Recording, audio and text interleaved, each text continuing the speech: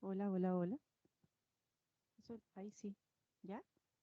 Ya, vamos a comenzar entonces. Espero que es medio extraño el formato híbrido porque uno no sabe muy bien con quién, dónde, pero voy a hacer un esfuerzo como de multimodal en conexión con la presentación también que les voy a presentar. Antes de comenzar, quería darle las gracias a Andrew y a Claudia por esta invitación. Además de ser vecinos, compartimos, creo, una vocación por la reflexión metodológica. Creo que los tres hemos estado dándole vueltas a este tema. Yo desde la escuela acá de psicología, haciendo como un trabajo para expandir también esa reflexión e innovación metodológica. Estamos bien acostumbrados a trabajar con entrevistas, con material transcrito, y parte de mi pega ahora tiene que ver con incomodar un poco ese formato y poder pensar colaborativamente sobre otras formas de investigar, que probablemente traen muchas más preguntas que cosas que podamos resolver rápidamente. ¿Ya? Pero partir por darles las gracias y además también a quienes están hoy acá presencialmente. De verdad pensamos que es semana de receso en el campus San Joaquín, y entonces es difícil convocar al público, pero hay algunas personas acá, y además muchas gracias a quienes están conectados también en el Zoom. Y bueno, sin más, contarles que lo que les voy a presentar hoy día tiene que ver con un proyecto de investigación. Les voy a contar un poco sobre el origen del proyecto, les voy a contar obviamente sobre la metodología del proyecto. Me interesa que nos detengamos allí, em, pero cuya motivación, no solo digamos la parte metodológica, sino la motivación, como el origen, el Big Bang del proyecto, tiene que ver también con la circulación de imágenes. Entonces, la presentación se titula Análisis visual para el estudio de la acción colectiva, el caso del movimiento desmonumental. ¿Ya? Em, Comentarles que este es un proyecto Fondesit, un proyecto que duró 3 años, comenzó el 2021, cuando todavía estábamos en pleno, digamos, inicio de proceso constituyente, y concluye formalmente ahora en marzo, no, en abril ya estamos en mayo, no todavía, mañana estamos en mayo. Concluyó este mes de este año, pero estamos todavía trabajando con los datos, tenemos mucho material, y entonces es como el cierre formal con el informe, digamos, como a NIR y tal, pero el proyecto, digamos, continúa, y hay varias cosas que les quiero comentar que son parte de esa continuidad también. Y bueno, este es el título del proyecto. Como todo proyecto de investigación, tiene un largo título, pero se titula Movimiento Monumental: negociación, creación y disputas por la memoria colectiva en el espacio público en Chile Constituyente. De nuevo, lo de Chile Constituyente tiene que ver con el momento en que el proyecto se origina. ¿Ya? Y estas dos imágenes son, la imagen de más abajo es del cementerio de Punta Arenas, esta la tomé yo misma, y la imagen de más arriba me la compartió un colega también de Punta Arenas, de la plaza central de la ciudad de Punta Arenas, y este es el plinto en ese momento ya vacío de José Menéndez, que es un personaje muy importante de la ciudad, y que fue clave también durante este periodo de protestas. Para contarles desde dónde nace el proyecto, vamos a volver ahí, 2019, octubre, ¿cierto? Estallido social, revuelta social, aparecen en el espacio público, no solo demandas que tienen que ver con lo que estaba ocurriendo en ese momento, el aumento, digamos, de la tarifa del metro, sino que una serie de otras demandas. Y una de las cosas que me llama la atención como muy tempranamente es la conexión con diferentes luchas del pasado que se pone en juego ahí en el espacio público. Em, Quizás algunos de esos pasados fueron como más obvios o más visibles en las demandas, siendo el pasado de la dictadura civil-militar uno de los periodos temporales como más presentes en ese periodo de movilizaciones. Muchas de las demandas que aparecen allí tienen que ver con el periodo de la dictadura civil-militar y sobre todo con sus legados, por ejemplo, sistema de pensiones, sistema de salud, bueno, y sin duda la constitución de Pinochet, que además se terminó siendo como una consigna, ¿cierto? Esto de hay que terminar con la constitución de Pinochet. Pero además aparecen una serie de otras demandas que no tienen solo que ver con ese pasado, que está más cercano, hablamos en general, quienes estudiamos memoria, hablamos de pasado reciente, ya no está tan reciente, pero es lo que tenemos como lo que hemos estudiado más además, pero aparecen otros momentos de la historia de Chile en ese periodo de movilización. Entonces eso motiva también parte de esta investigación eh, que, digamos, se concreta cuando no solo visualizo, esto estamos hablando primeras semanas del estallido social, para que ustedes se sitúen también en ese momento, donde las cosas estaban más o menos paralizadas, las universidades no estaban funcionando con regularidad, entonces, bueno, había como tiempos distintos como para pensar, y aparece en una de estas primeras intervenciones a monumentos públicos, em, pero rápidamente, digamos, las primeras tres o cuatro semanas, este fenómeno se multiplica, y tenemos este dato, esto es un catastro del 2020, pero ya los primeros datos estaban a fines del 2019, de alrededor del 64% de los monumentos públicos intervenidos durante este periodo. ¿Ya? Esto lo he mencionado varias veces cuando he presentado algunos de los resultados del proyecto. Esta es una cifra que es bien impactante, pero subrepresenta el número de intervenciones. ¿Ya? Y eso em, lo pude conversar con varios de los encargados del Consejo de Monumentos Nacionales en diferentes ciudades de Chile. Ustedes imagínense que estos catastros se realizan por personas que son profesionales, que trabajan en estas oficinas, pero que son personas de carne y hueso y que la verdad es que no tienen muchas tecnologías, además de una cámara de fotos, un teléfono, ¿cierto? Una libreta, para ir registrando aquello que estaba sucediendo. Entonces, básicamente, la forma de hacer este catastro es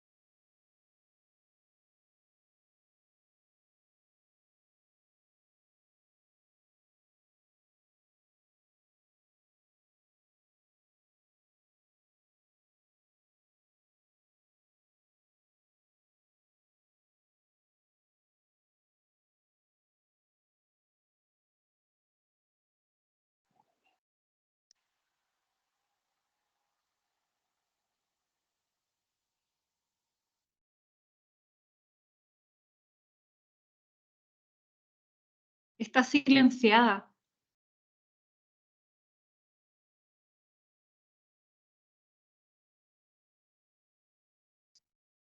ahí. ¿Y hace cuánto rato estoy silenciada? Hace como 5 o 7 minutos. Como cuando desde que empecé. Chuta.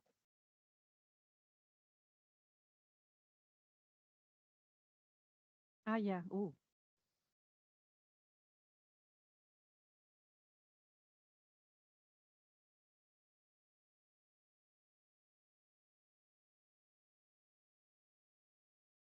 Esto nos pasa siempre así. Hay que compartir.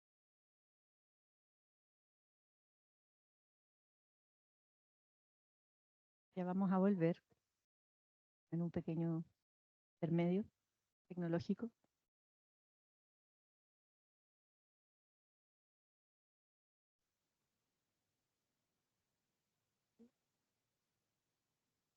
No se preocupen.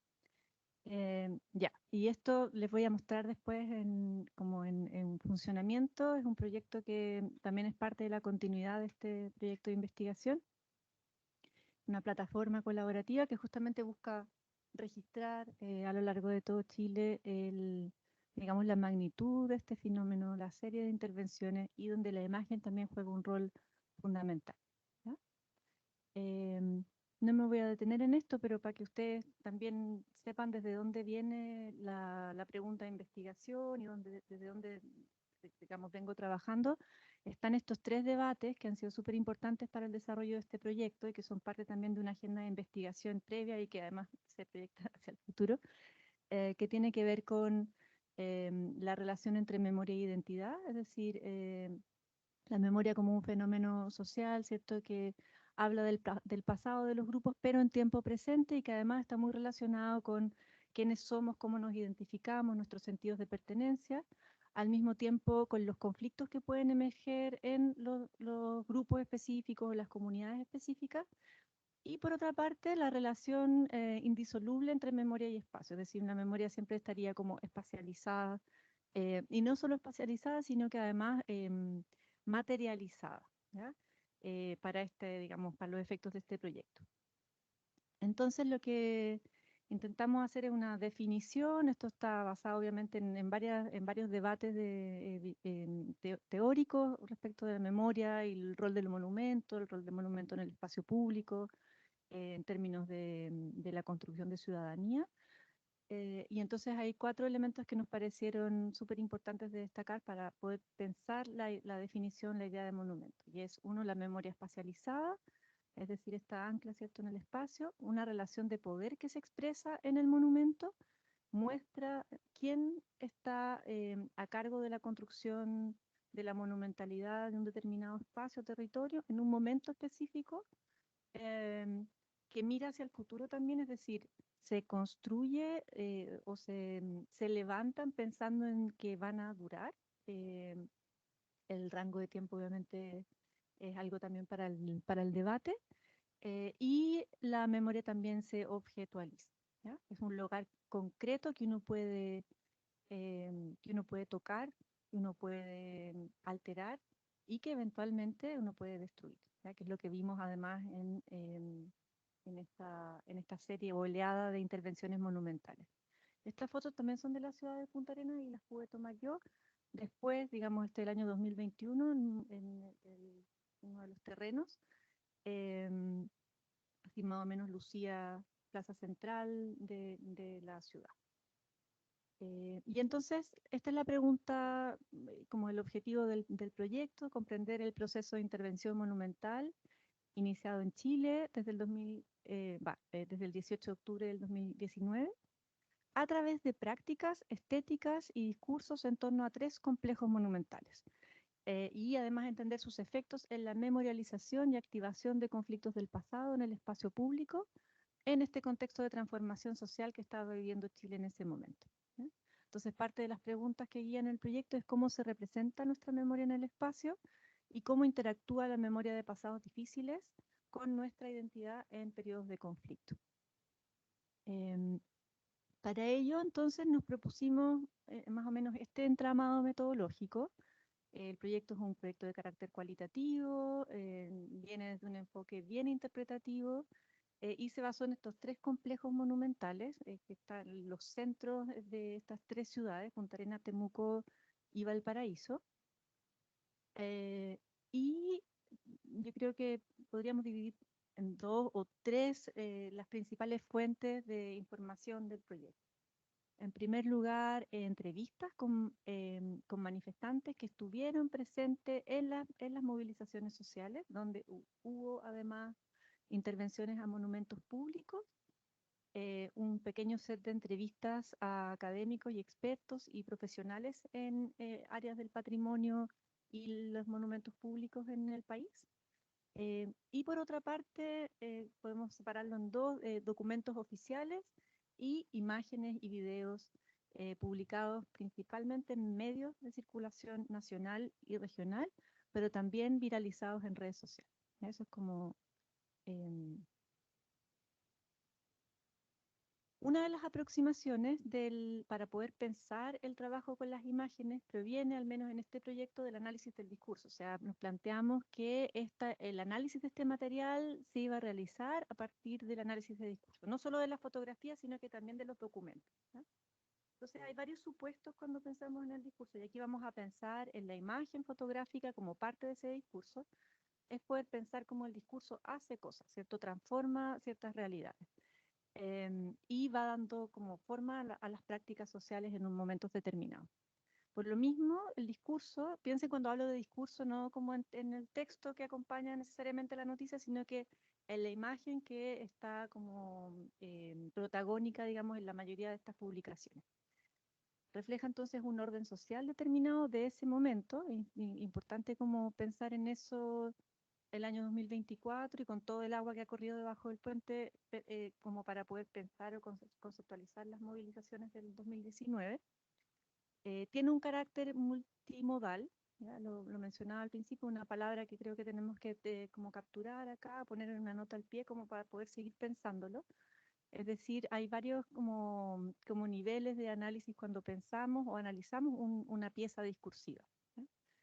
Al mismo tiempo va a presentarnos diferentes voces y van a haber diferentes capas de significado. Esto, de nuevo, como el esfuerzo era traer esto al material visual, ¿ya? Para eso está este modelo, que es un modelo que se ocupa principalmente para analizar discurso textual, pero es un modelo que fue súper inspirador para el análisis visual del material, ¿ya? Que es el modelo tridimensional de Fairclough, y que básicamente propone como tres ejes o niveles para pensar el discurso. Un nivel textual, ¿ya? Un nivel de práctica discursiva y un nivel de práctica social. Y como muy en simple, el nivel textual nos hablaría de lo que el texto dice, la forma misma del texto, eh, por ejemplo, el tipo de palabras que se utilizan. Si pensamos en un texto escrito, en una imagen podríamos hacer como la analogía de pensar en el foco, en el color, ¿cierto? En la definición de la imagen, pensar la imagen como en su carácter más descriptivo o pre-iconográfico. Un nivel de práctica discursiva donde diferentes elementos que están en la imagen se ponen en conversación, y este nivel de práctica social que nos ayuda a pensar en las instituciones que están, por ejemplo, distribuyendo determinados discursos en un determinado momento, ¿ya? Y entonces eso traspasado como a la imagen nos ayudaría a pensar como en tres niveles para analizar o acercarnos al menos como a la imagen como material de análisis. Un primer nivel o nivel primario o pre-iconográfico. Esto es como una nomenclatura que se ha ocupado harto como para el análisis de obras de arte. Interesante también como ese diálogo entre, que es bien transdisciplinar, eh, un nivel iconográfico y un nivel simbólico, ¿ya? Y esto de nuevo podríamos volver como a este modelo de Fairclough y pues, ponerlo como en estas cajitas, ¿cierto? poder pensar el nivel primario o pre-iconográfico como aquel nivel textual que nos ayuda a mirar como la imagen, como describirla respecto a su composición, lo que está en la parte como delantera de la foto, lo que está en el fondo, ¿cierto? El foco, el color, tamaño, la nitidez. Y todo esto, bueno, y esto es súper importante, no solo en el análisis de discursos, sino que en general análisis de contenido con la intención de poder encontrar algunos patrones, ¿ya? O sea, algunos elementos que se repitan sistemáticamente, justamente para poder proceder con el nivel secundario o iconográfico y el nivel simbólico. Em, en el nivel secundario iconográfico vamos a poder empezar a interpretar, ¿no? Y entonces vamos a ver si hay diferentes discursos que se cuelan en la misma imagen, si hay ambigüedades dentro de la imagen o tensiones, o si la imagen parece ser más bien homogénea, nos presenta como un discurso que no tiene como ninguna fisura. em, Invisibilidades también, eso es súper interesante, o sea, las cosas que la imagen no está mostrando, ¿cierto? Las omisiones de la imagen, eh, para pasar finalmente a este nivel simbólico que nos va a ayudar a interpretar y a dotar, ¿cierto?, a aquella imagen de significado.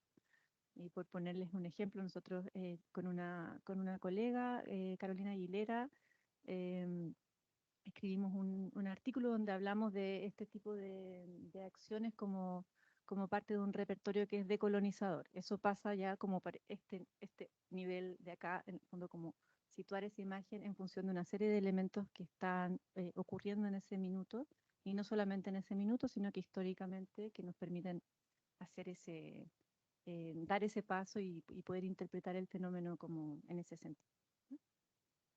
Ahora, respecto de las imágenes, trabajamos con un catastro. El problema del catastro creo que también es súper interesante o sugerente para esta conversación, porque nos hace preguntarnos qué es lo que incluimos en el catastro y qué es lo que no. Y nos interesaba obviamente entender, más allá de los tres complejos monumentales específicos que fuimos a analizar, el fenómeno como en su totalidad en el territorio nacional. Entonces, para eso, como, ¿qué significaba? ¿Qué es lo que pasó allí? ¿Cómo podemos describir eso? Entonces hicimos este catastro. Contábamos con un catastro preliminar del Consejo de Monumentos Nacionales, pero que viene a registrar elementos en los monumentos públicos muy pequeñitos, em, que también da para una reflexión respecto de hasta qué punto ese, por ejemplo, graffiti o stickers que está pegado en un determinado monumento responde a este movimiento monumental, como le llamamos en el proyecto. O era un graffiti que estaba ahí justo del día antes, en fin. Entonces la decisión que tomamos en ese sentido fue registrar las intervenciones que tuviesen un correlato en los medios de comunicación, ¿ya? O sea, que hubiesen sido registrados por eh, los medios de comunicación local o nacional.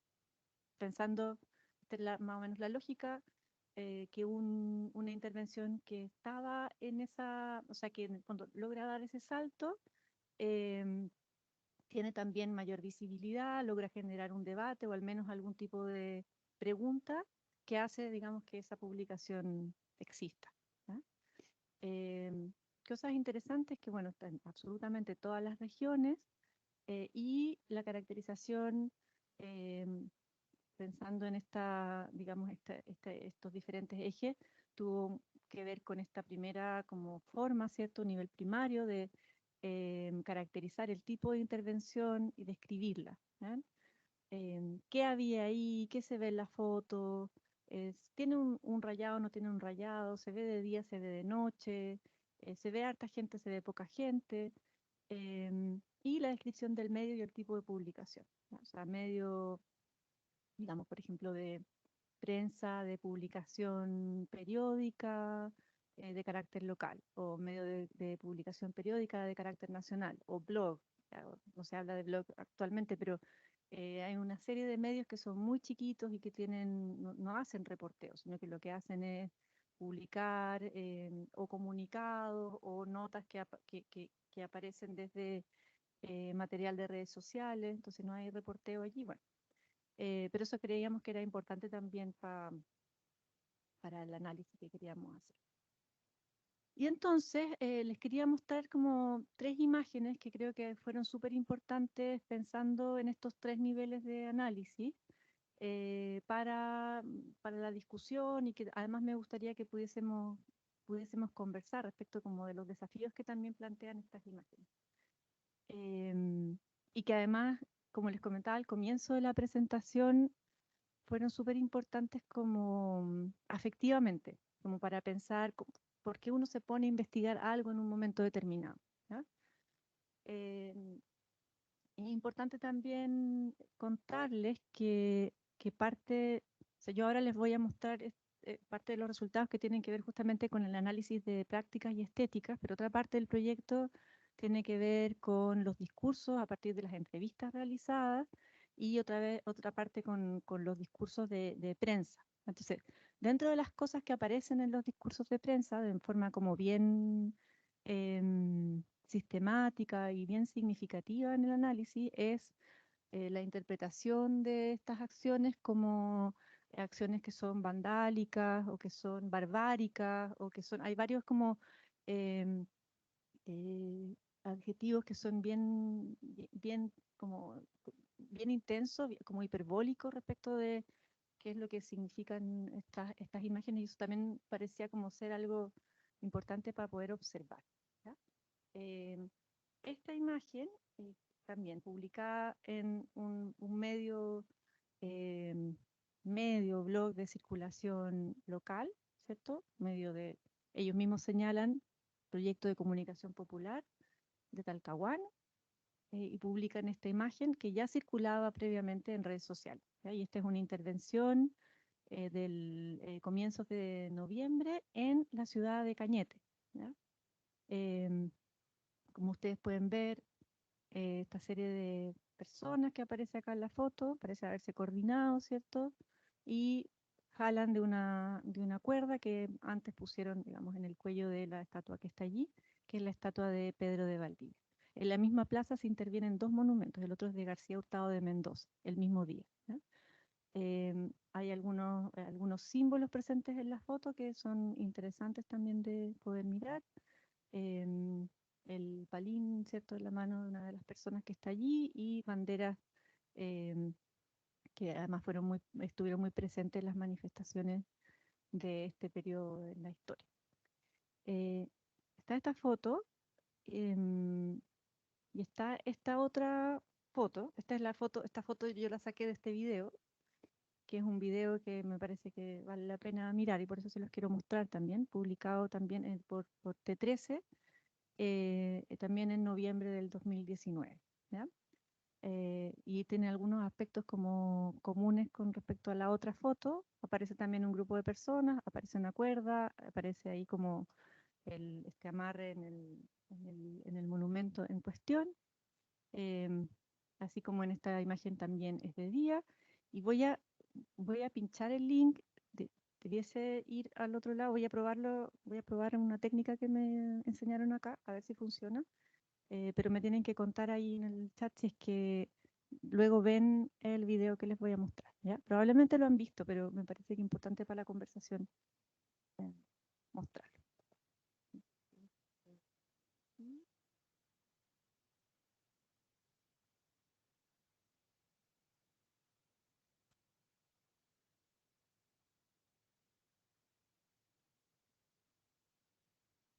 Ahí lo ven, ven la imagen, ¿sí? No, no lo he puesto. Ya, espero que se escuche.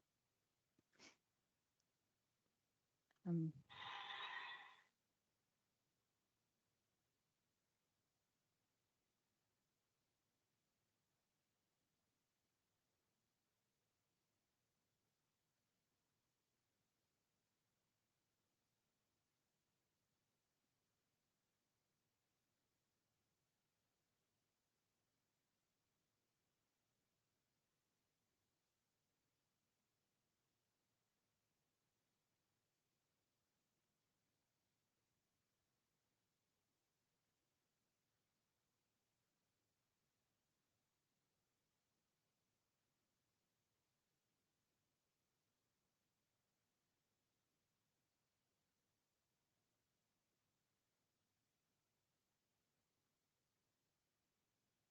Ya, esa es la primera imagen. Esto es en la Plaza de Concepción. ¿Ya? De nuevo, también a pocas semanas del inicio del estallido. Ahora les voy a mostrar el siguiente.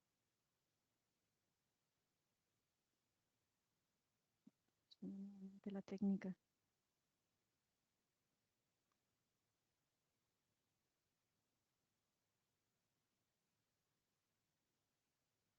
¿Ven la imagen?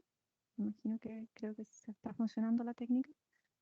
Ya, y esto también a pocas semanas en otra ciudad también del sur de Chile, este es Temuco.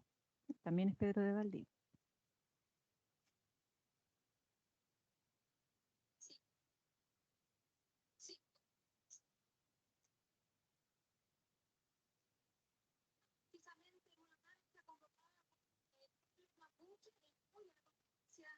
Nacional se trasladó del lugar y llegó hasta las inmediaciones de la Policía de Investigaciones ubicada.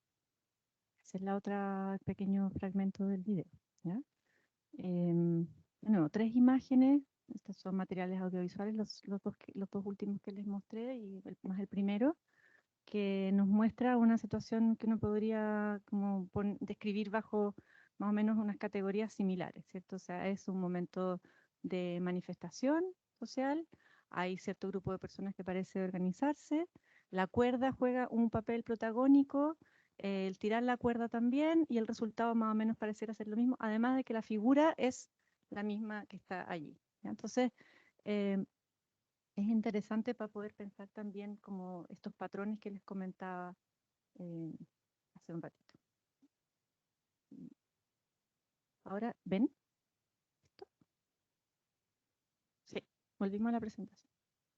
Ya, entonces están estas tres imágenes y la, como la idea es poder reflexionar sobre cuál es el rol que tienen las imágenes para el estudio de la acción colectiva.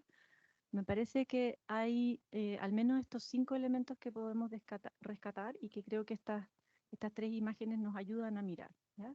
Por un lado está la representación multidimensional, podemos volver a esta idea como de lo multimodal también, em, que nos habla de los matices que presenta una determinada situación, ¿ya? Que es algo que rara vez vamos a poder captar con tal intensidad en una entrevista.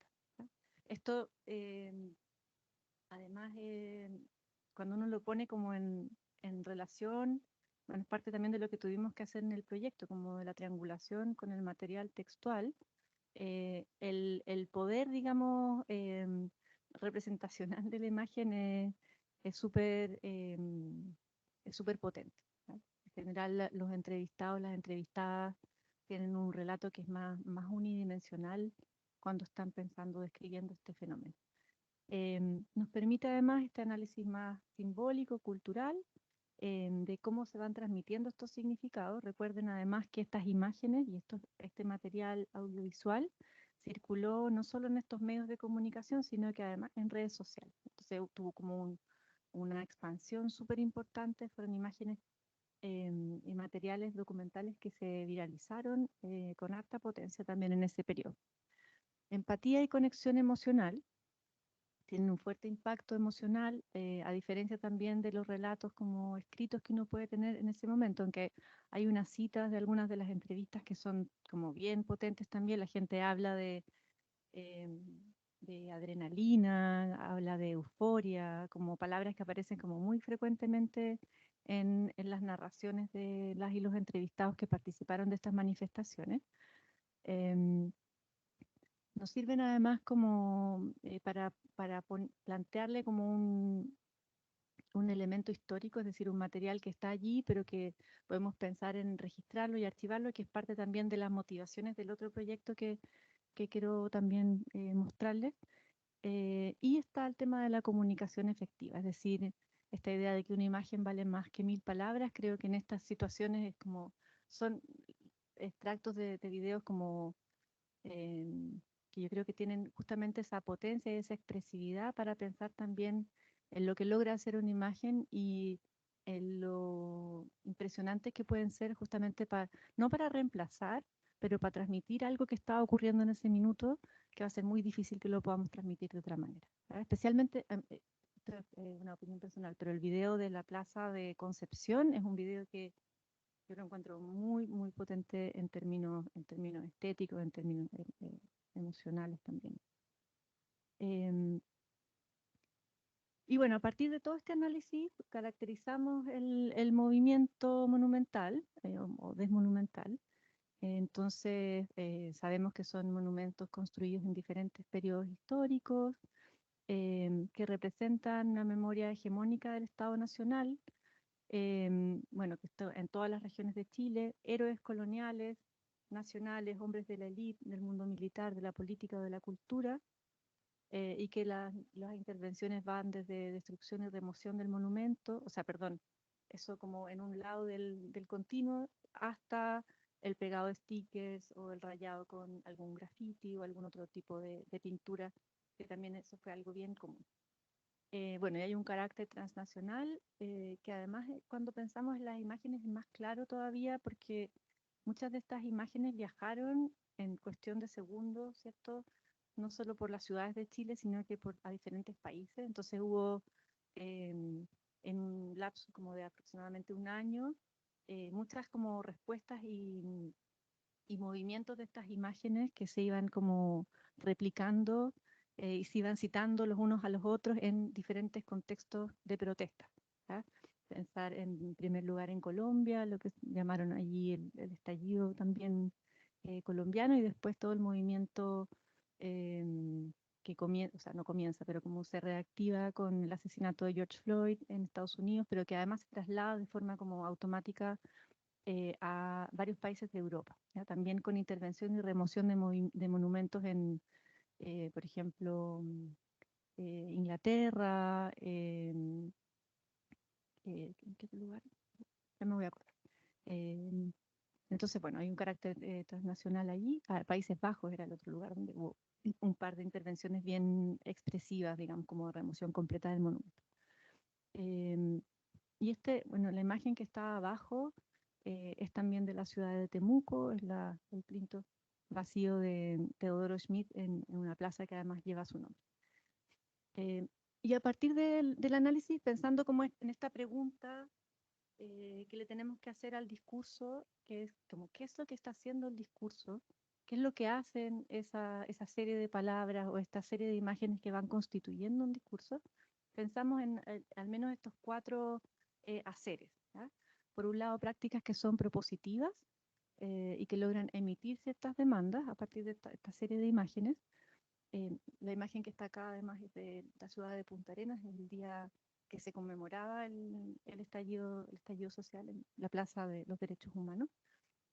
Prácticas que son performativas y que se transforman en medios de la demanda, prácticas afectivas, es decir, expresan un punto de encuentro, un espacio para la reunión, para abrazarse con la gente con la que se estaba protestando, ponerse de acuerdo, en fin, y prácticas que le llamamos negativas, que tienen que ver con la destrucción del monumento y el objeto de la demanda. ¿Ya? Principalmente lo negativo tiene que ver con eso, no con una cuestión valórica, sino que como con el lugar del objeto en esa práctica. Esto es parte como del análisis en general del proyecto, porque nos estábamos preguntando por el tipo de conflictos que estas intervenciones monumentales fueron levantando. Entonces no me voy a detener acá, pero principalmente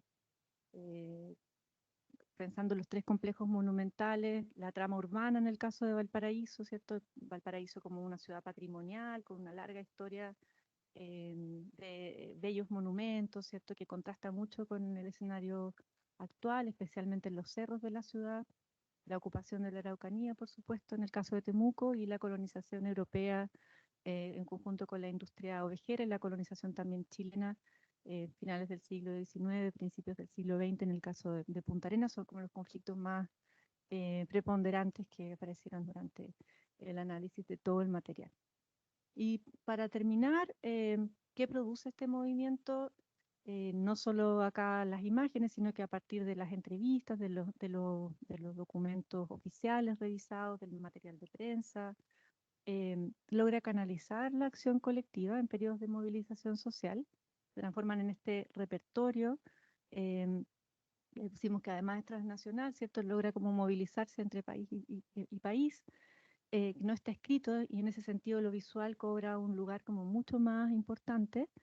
Es una herramienta epistemológica, ya que pone como en evidencia la presencia de un saber hegemónico eh, que está construido, digamos, en el espacio público en todas las ciudades. Creo que las 3 imágenes que vimos tienen que ver con eso, o sea, pensar en ciudades como Temuco, Concepción, Cañete, donde en sus plazas principales esas son las figuras, nos habla también de ese ¿cómo podríamos llamarle? No sé si me despertar, no, pero como activación de unas ganas de conocer. Al menos hay varias entrevistas que hablan de eso, que son muy, muy potentes.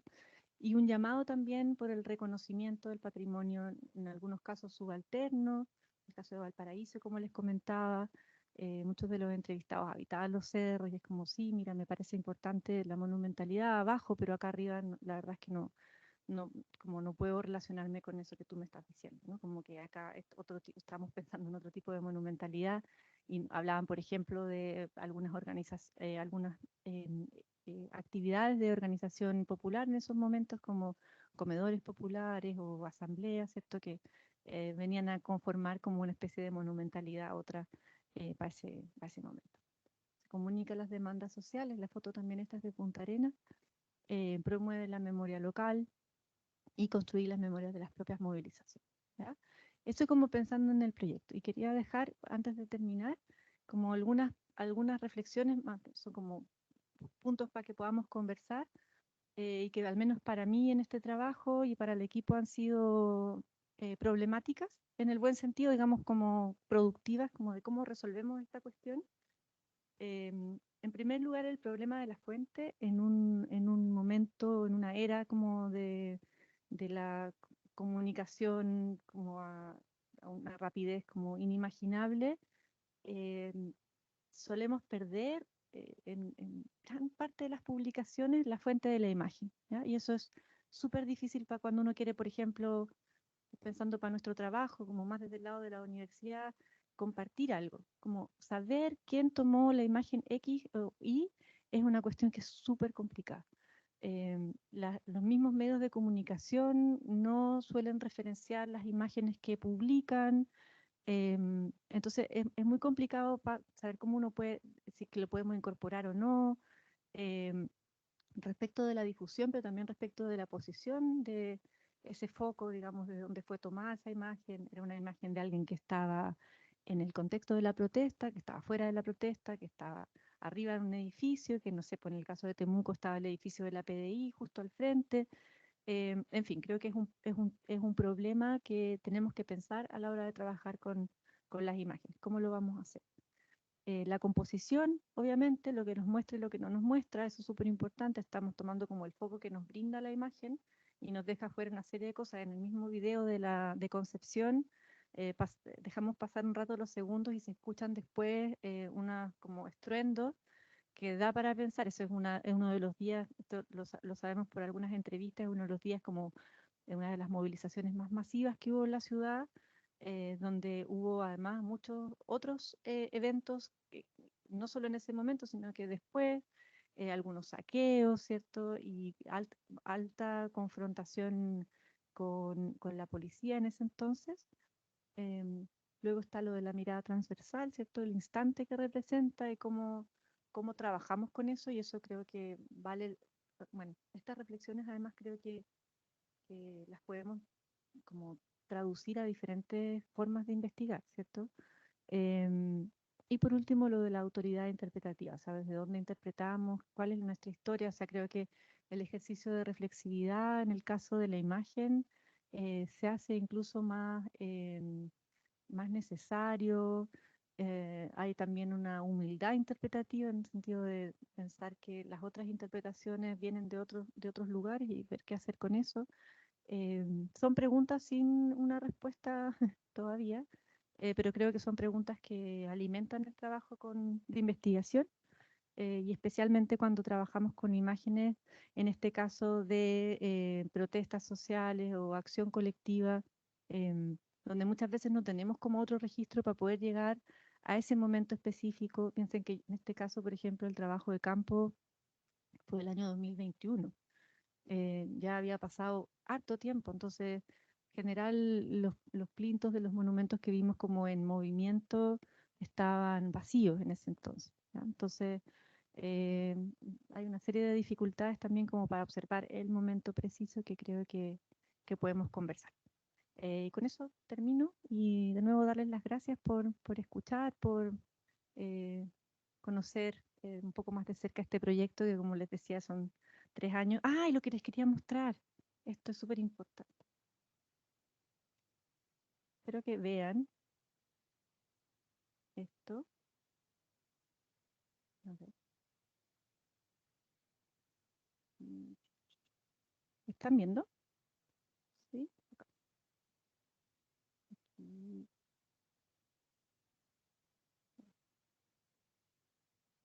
Ya. Este es en la plataforma. Todavía está como en su versión piloto. Esperamos hacer algún tipo de evento, no sé, virtual al momento del lanzamiento, pero que tiene que ver con esta obsesión por registrar y donde las imágenes juegan un rol súper protagónico. Entonces, en este mapa, voy a volver acá al inicio mejor, están registrados todos los monumentos públicos que logramos catastrar. Em, no sé por qué ahora no los podemos ver tal como estábamos viéndolos hace unos minutos. Pero la idea es poder navegar a través de este mapa em, los diferentes lugares donde ocurrieron ahí, donde hubo intervenciones en monumento, ¿ya? Entonces, tenemos este rango del 2019 hasta el 2024 porque intervenciones a monumentos han habido siempre, ¿ya? Menos mediáticas y qué sé yo, pero es difícil hacer el corte, pero el corte es como del 2019 en adelante. Entonces podemos ir ahí, por ejemplo, ahí y nos acercamos al lugar de la intervención, eh, y podemos pinchar acá, por ejemplo, eh, las, con su tiempo. ¿No? Esto de nuevo es en Cañete. Y tenemos entonces acá la intervención y podemos explorar. Acá están los medios que reportaron algo sobre ese evento. Multimedia, aquí hay muchas de las imágenes que como que intentamos hacer como una especie de cruce desde donde habían aparecido. Entonces son varias imágenes que vienen de Twitter, o sea, actual X, em, pero que no necesariamente son imágenes generadas por el usuario. Entonces, de nuevo, el tema que les decía hace un ratito de la fuente o del autor de la imagen se vuelve súper complicado. Y acá otra cosa que hicimos fue, bueno, uno puede ir seleccionando según el tipo de intervención, pero también quisimos destacar las reacciones, que son otro tipo de intervenciones que no les hablé ahora, pero que son vandalizaciones a memoriales de derechos humanos que también ocurrieron en ese periodo. Entonces, si nos alejamos un poquito más, eh, podemos ver, eh, van a aparecer unos puntitos de otro color, debiesen aparecer aquí, ¿no? En el caso de Concepción, por ejemplo, o de Osorno, ahí, en Osorno. Está este puntito naranjo que nos va a mostrar ahí el memorial de los detenidos desaparecidos en la ciudad de Osorno, ¿cierto? El tipo de intervención, las coordenadas y de nuevo también los medios de prensa que reportaron. Como les decía, esa fue como la decisión de decir, ya, esto sumamos, esto no sumamos. Pero eso, mostrarles esto que justamente tenía que ver con este carácter como de público, o sea, como este potencial para transmitir lo que este fenómeno puede significar, y creo que nos ayuda como a entender la magnitud, ¿cierto? Y la densidad también de las intervenciones. Em, Eso, con eso termino. Muchas gracias nuevamente.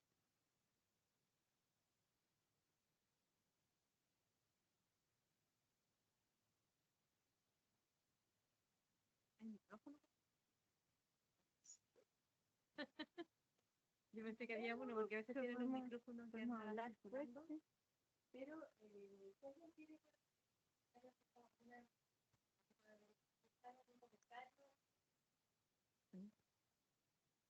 si alguien de los que está en la sala quiere primero partir con alguna pregunta, yo también ahí hice en el chat por si alguien, de hecho quizás podríamos salir de acá y ponernos a ver el chat, perdón. Uy. Sí, porque como que se ve, no, no se ve. Pero yo lo tengo ahí, entonces si alguien tiene de la sala alguna pregunta, comentario, ¿no? Por mientras, voy a ver en el chat.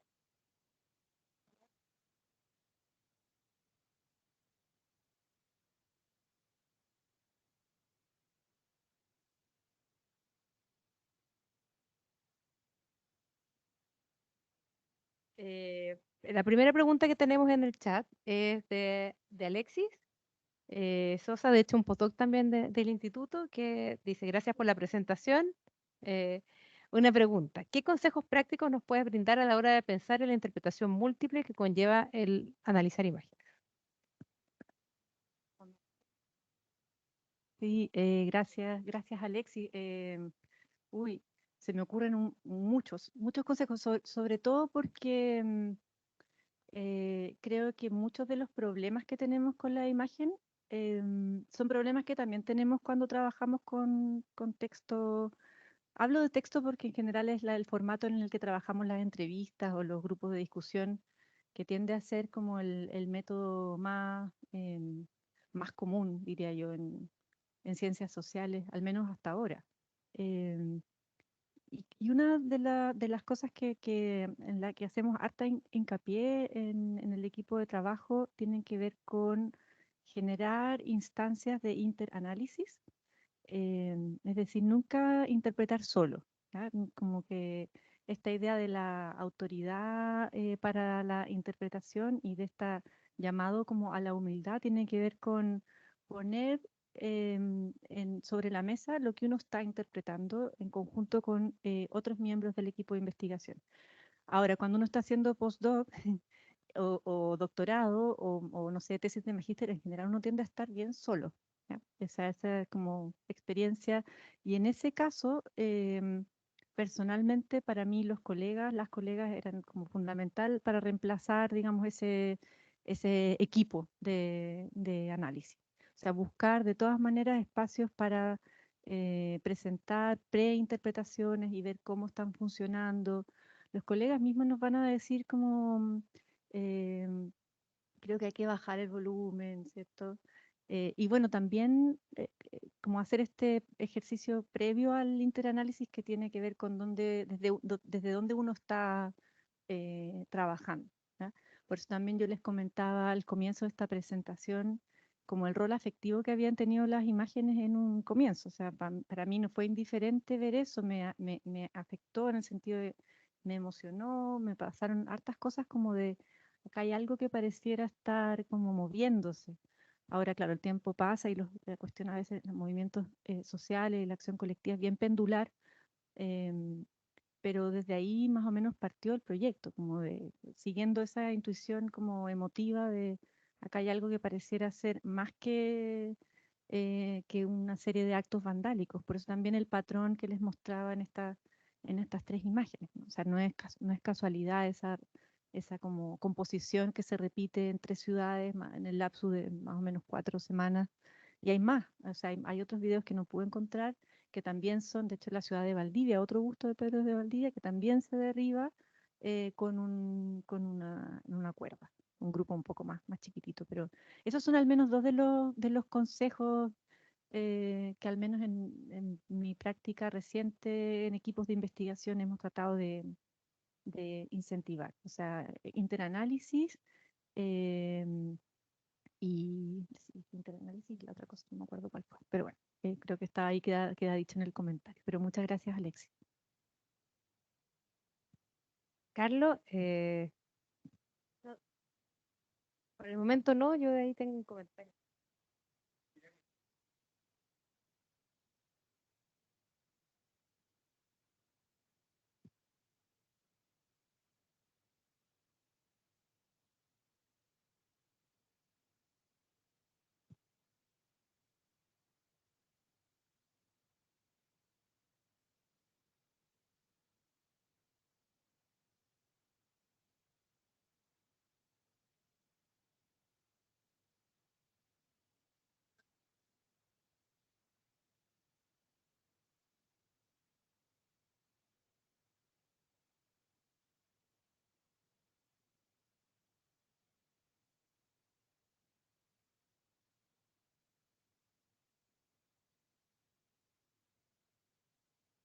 Muchas gracias, Carlos.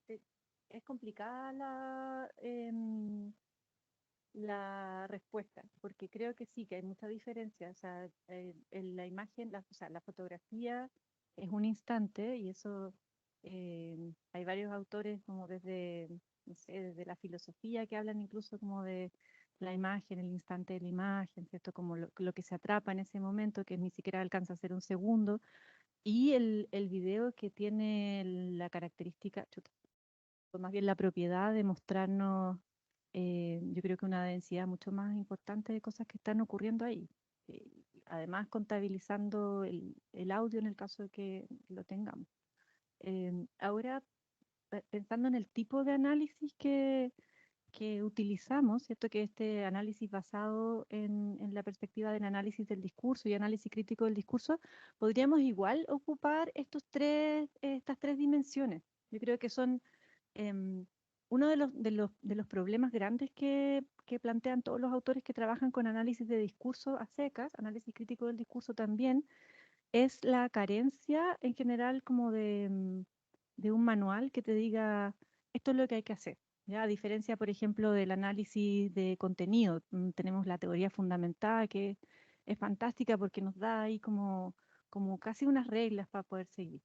Es un modelo muy, muy claro. En este caso hay harto de artesanía y entonces, pero para mí personalmente el modelo tridimensional de Fairclough ha sido como bien clarificador, como de poder darme unas pautas para poder seguir. Y ahí yo creo que se puede utilizar tanto en una imagen como en un material audiovisual. Ahora, la otra parte de la pregunta, tengo que reconocer mi ignorancia respecto de como la recepción de esa imagen. Creo que eso es algo que me imagino que académicas y académicos del mundo de la comunicación han investigado harto, como el emisor, ¿cierto? El receptor de este proceso. Em, pero creo que, al menos en este caso, digamos, como más descriptivamente, circularon la misma manera. O sea, como en videos de Twitter y imágenes de Twitter se viralizaron igual. Ahora, los videos tienen esa capacidad afectiva, yo creo que un poco más a flor de piel, por decirlo de alguna manera.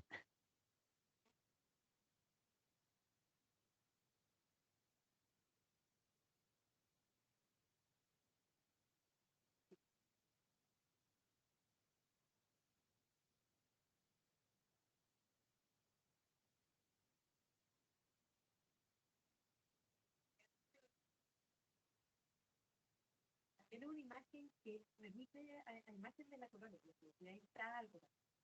Me hizo recordar, no sé si leíste Mapocho, de una novela de la Rona Fernández. ¿Te acuerdas que hay en el texto, justamente está como Lautaro y confrontado a Pedro Valdivia, y hay una imagen en donde también se tira de la cuerda? Cuando yo lo vi, yo dije, es como la imagen de un relato, de un imaginario. Entonces me parece súper potente también que estuviera presente en esa representación, porque está en otra representación incluso en el video. En Los Simpsons también hay en Los Simpsons también de otra imagen. Claro, pero pensando, en este caso eran los mismos personajes, o sea, como están mismos que tenían. Primero, decir que me encantó tu investigación, la disfruté mucho y también me hizo mucho eco de intereses que también detenido, de hecho, que no lo he dejado justificar. Su presentación me hizo pensar en quizás retomar esa idea de, durante el taller, por ejemplo, guardé muchos escritos de como intervenciones que se hicieron vinculadas con comida, que es lo que y también sobre veganismo, que tengo muchas imágenes como en las calles, pero justamente la reflexión tiene que ver con eso, con esa tensión entre como lo transitorio, o sea, el monumento que perdura y lo transitorio. Hay varias de las intervenciones buscan justamente esa transitoriedad, pero otras no. Y si tuviste esa tensión, porque por ejemplo, voy a pensar, todos los 8 meses hace una intervención de Monseñor Carlos Casanueva en la entrada del caso central, que todos los años, todos los 8 meses intervenía, ¿cierto? Pero tras una intervención transitoria de que representa la iglesia, de cómo en comparación a otras intervenciones que vi, que fueron intervenciones que buscaban la permanencia, como sacar algo, de hecho poner otros en su lugar, que yo vi en otros que sacaban y ponían un matapaco o alguna otra cosa. Entonces no sé qué dicen al respecto. Sí, es una tensión que está muy presente en el debate de los monumentos, de la memoria cultural, porque la definición como más teórica de la memoria cultural la trabajan, hay un par de autores, Jan Assmann y Aleida Assmann.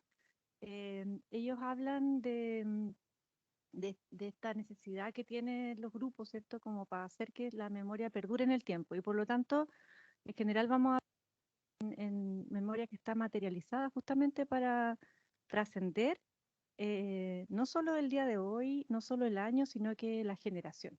¿Ya? Es decir, como pensar en ese traspaso que va a ser intergeneracional. ¿Ya? Ese es como uno de los puntos súper importantes. Y además como el anclaje en instituciones, o sea, para poder tener los recursos para, no sé, construir un monumento o armar una enciclopedia o un museo, claramente necesitamos como, y entonces también nos hablan como de ese lugar como más institucional de la memoria cultural. Entonces, cuando pensamos en esta serie de intervenciones que son parte también de la memoria cultural, hay algo ahí que viene a desafiar como el corazón mismo de la definición y creo que hace aún más subalternas como estas prácticas. Muchas de ellas, por ejemplo, la que vemos acá en la ciudad de Punta Arenas, esta no fue la única, sino que a las pocas, no fue el mismo día, sino que el día siguiente, si no me equivoco, hubo la instalación de otra intervención, de nuevo sobre el mismo plinto, y en esa ocasión era la intervención de, no sé si fue una imagen como bien que dio hartas vueltas de una cabeza que representaba a una persona del pueblo Selknam. ¿Ya?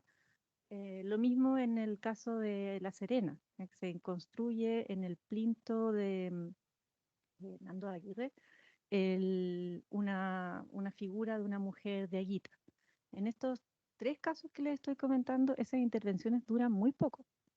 Duran muy poco en el caso de La Serena y en el caso 2 de la ciudad de Punta Arenas, estas intervenciones son destruidas, ¿ya? A las pocas horas, por contramanifestantes también, o sea, en el fondo esto es un monumento, o sea, un movimiento que va generando respuestas, que no ocurre como en el vacío. Entonces, la atención de lo temporal tiene que ver también con el carácter como em, de, de incomodar un patrimonio así tal cual lo conocemos. Entonces creo que hay ahí es un elemento como, diría, muy central de este tipo de intervenciones que son más ciudadanas y que no necesariamente van a contar con los recursos para pensar en como en una temporalidad más larga. Ahora, yo hice esa pregunta a los y las entrevistadas, ¿cómo se imagina usted esto que ya no está acá? O sea, que usted quisiera que haya un monumento, le gusta así. La pregunta no era así el fraseo, pero curiosamente eran pocas las personas que se imaginaban un nuevo monumento como para la duración en el tiempo. Más bien las cosas que aparecían eran relacionadas con la destrucción de estos monumentos, con la relocalización, con la reutilización de los materiales de los monumentos y sobre todo con el uso del espacio. O sea, como no, hay que sacar esto y acá para hacer una plaza donde estemos todos. Entonces también eso yo creo que habla justamente de esa, del arrojo, digamos, de pensar un monumento para la durabilidad, pensando en el material que los constituye, esos materiales, pensemos en el monumento a Baquedano, o sea, la cantidad de personas que se subieron a ese monumento en el lapsus de, no sé, un par de años, deben haber sido, no sé, 1 millón de personas ahí arriba, o sea, que todos los días, cientos de miles de personas se turnaban incluso como para subirse, y ahí estaba el monumento. O sea, al final ya, bueno, estaba con algunos daños y hubo que retirarlo, pero es una tensión que yo diría que es como estructurante del debate entre lo que la memoria debiese ser y lo que realmente es y quién la construye, quién tiene la capacidad para tomar esa decisión. Em, y en el caso de la acción colectiva también hay un tema como de, que yo creo que tiene que ver con la seguridad de quienes se manifiestan. Lo efímero hace que también haya algo como de protección respecto de cuánto va a durar esa intervención. No es lo mismo el derribo de un monumento que la intervención poniendo, no sé, como una pañoleta verde, ¿cierto? Que es lo que ocurre al frente de Casa Central todos los 8M. Em, pero es muy alucinante ese debate y está ahí, como la tensión entre lo efímero y lo que debe durar, pensando en que idealmente en esta noción de la memoria cultural debiésemos buscar como la permanencia. Sí.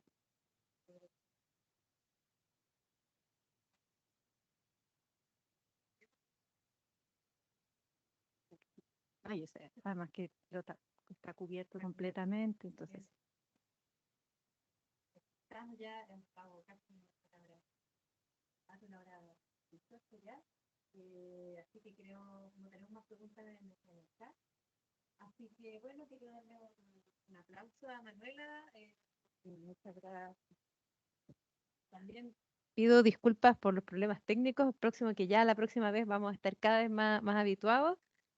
Así que también tenemos una próxima sección también del seminario permanente donde Gabriela Piña, nuevamente alguien de la escuela ahora de antropología, así que estamos, la idea justamente este año queríamos también este semestre como fortalecer nuestras redes al interior de la facultad, que va también a hablar en el fondo de también cómo es el trabajo con niños en investigación. ¿Ya? Así que bueno, están ahí también invitados toda la próxima sesión. Gracias a todos también los que estaban en línea. por la invitación y paso a la publicidad del trabajo de Gabriela, es sensacional, así que no se lo pierdan. Nada, y nos vemos. Muchas gracias por estar acá en esta semana de receso, además.